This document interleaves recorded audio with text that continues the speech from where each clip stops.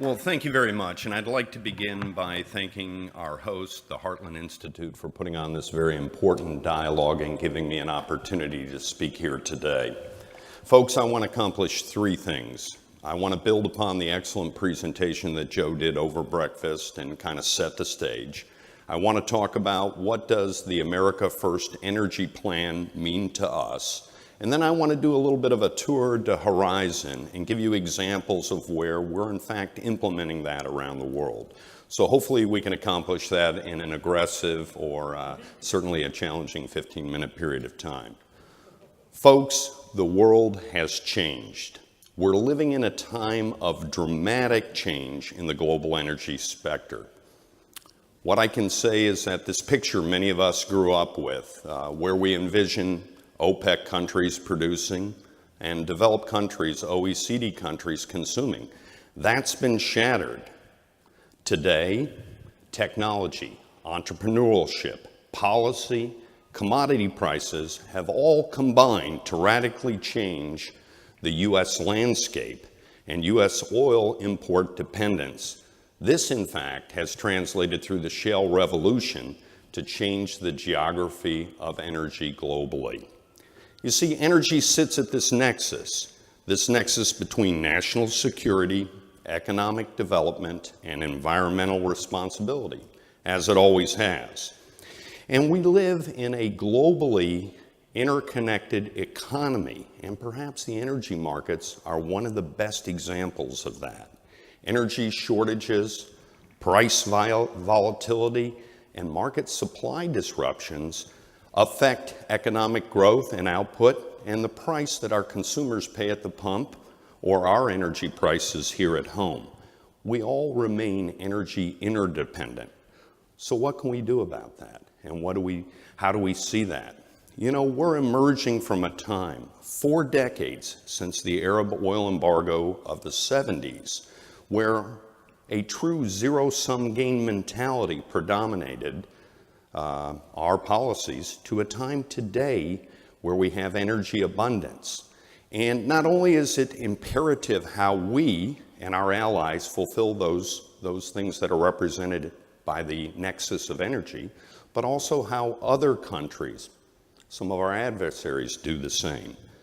The fundamental changes that we're seeing today with the energy abundance, our energy dominance, they create geopolitical stability, our national security, and they foster economic growth. This actually is a good news story for us here at home. And at the Bureau of Energy Resources in the U.S. State Department, where I work, we address those pivotal issues associated with the intersection of energy and foreign policy. Now, I know many of you are interested in hearing a little more about the administration's approach and what it means, the America First Energy Plan, for U.S. industry and our relationships around the world. We really do have an opportunity to think creatively about continuing to work together with our friends, our partners, and our allies to achieve our collective energy and broader economic policy goals. So simply, what are those collective energy and policy goals? And they fall into 3 key tenets. Number 1, removing barriers to energy development and trade. Number 2, promoting U.S. energy exports. This includes resources, this includes technologies, and it includes services. And number 3, ensuring economic and energy security for the U.S. and our allies and partners. These goals are focused on boosting domestic energy production, creating jobs here at home, and streamlining or eliminating certain regulations and restrictions. Before I delve further, let me set the scene by providing some background on global energy landscape of today. Let's look at oil and gas, and let's start here at home. The oil and gas landscape has evolved rapidly over the past decade. I want to roll back the hands of time to 2007. U.S. crude production was at about 5 million barrels today, and our gas production was around 45 billion cubic meters a month. Global natural gas liquefaction, LNG, capacity was around 250 billion cubic meters per year. Yet, the United States at that time, as Joe showed earlier today, was importing LNG. Now, fast forward to where we are today. It's a very different picture. The U.S. is producing crude oil at a rate of about 9.5 million barrels a day, almost to our historic highs of about 9.6 million barrels. And the forecast shows we're going to exceed that next year, that historic high. Gas production is up 40%. Crude production is up 85%. And global LNG capacity has increased 40%. Those are big numbers, big opportunities there. And in large part, this has been due to U.S.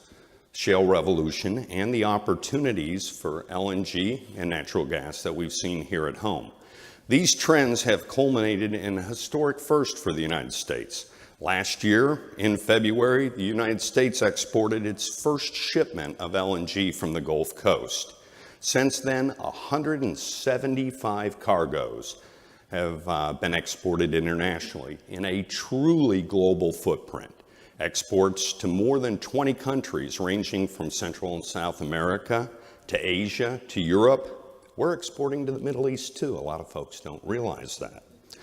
There are even more U.S. LNG projects on the horizon. As of June of this year, the Department of Energy has authorized 21.3 billion cubic feet per day of natural gas that can be exported to non-free trade agreement countries from facilities that are either under construction or proposed. So let me put it a little differently. This translates to approximately 220 billion cubic meters of LNG. Perhaps said a different way, this equates to about half of the EU's total natural gas consumption, or about the quarter of ours.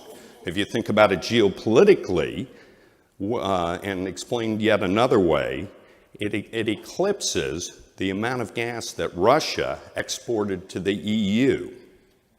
By 2020, the United States will be approaching nearly 100 billion cubic meters in LNG exports. And it's simply amazing to me to think about that in less than a decade. Back in 2010, we were building LNG import terminals. Now, I know I don't need to tell those of you that are here in the room and who have worked in the energy sphere that the oil and gas revolution here in the U.S. is truly having a global impact.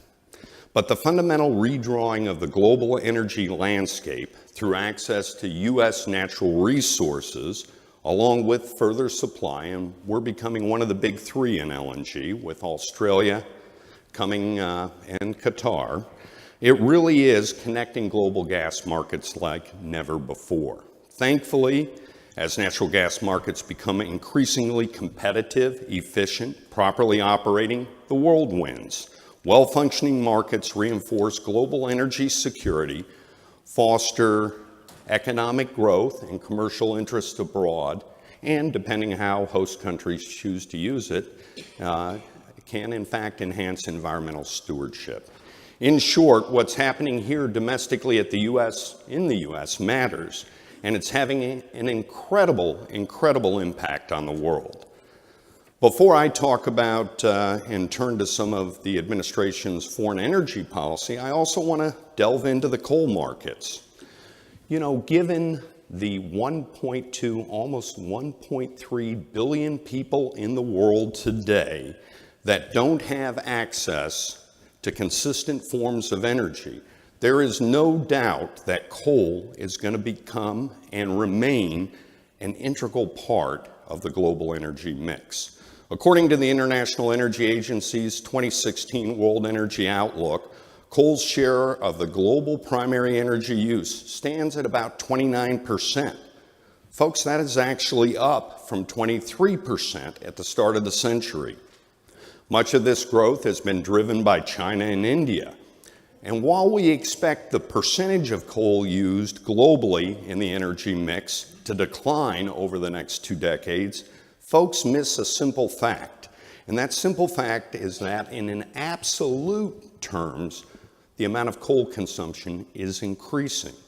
Our challenge is how best to position American resources to compete in this global market and to ensure that there's a level playing field abroad for U.S. companies.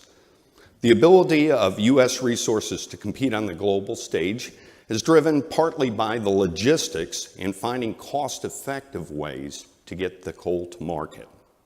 However, much like the case of the shale revolution, the United States remains at the forefront of innovation and technology. And when we talk about energy dominance, it's more than just exporting our resources. It's our technology and our services sector and how they compete. And I think this industry is a great example of that.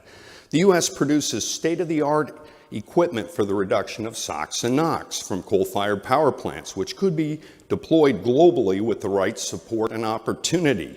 Further, our research and development is second to none when it comes to clean coal technology. Such technologies will allow coal to remain competitive within a changing global regulatory environment. U.S. businesses, both service and equipment suppliers, can lead the way in this regard. I use one example. It's just around the corner here, and if you have an opportunity, you might read a little bit about it. It's the Petronova project just outside of Houston. It's a 240 megawatt coal-fired power generation plant. And you know what they're doing? They're capturing 90% of the CO2 emission from there. And what are they doing with it? They're using it for enhanced oil recovery so they can actually turn that into a profit stream. And, the simple fact of the matter is they're reducing the emissions by 5,000 tons per day, or an equivalent of over 1 million tons per year. That's an interesting win-win that's there, and it's an opportunity for a business development. U.S. production is steadily increasing, and we've actually seen some growth in coal production here at home.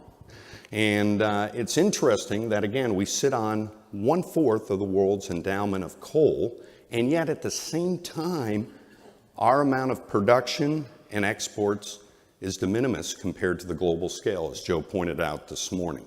So let me take a second and turn to what the administration's foreign energy policy, and it really breaks down into those 3 core tenets: removing trade barriers, promoting energy exports, and ensuring economic and energy security for the U.S. The administration is committed to our national security. The State Department has backed projects that encourage diversification of fuel types, technologies, and supply sources. We highlight U.S. interests throughout those engagements. We continue to invest both our diplomatic capital as well as our technical assistance for countries so that they have access to energy and our energy resources. The United States is a staunch supporter of European energy security, which is crucial for ensuring Europe's role as a forceful partner with the United States in meeting the global challenges, including that of countering Russia's influence. I note the recent deal that was done under which 700,000 tons of U.S. coal are being exported to the Ukraine. This was just recently announced. Looking at the Middle East, the successful exploration, production, and development of the natural resources there can serve as a source of cooperation and/or a source of conflict. But as I mentioned earlier, even there we play a role. We not only play a role through our U.S. interests abroad, but also through some of our energy exports. And actually, we've seen LNG going there. North Korea has emerged as perhaps one of the starkest challenges to this administration. But even here, too, energy plays a crucial role.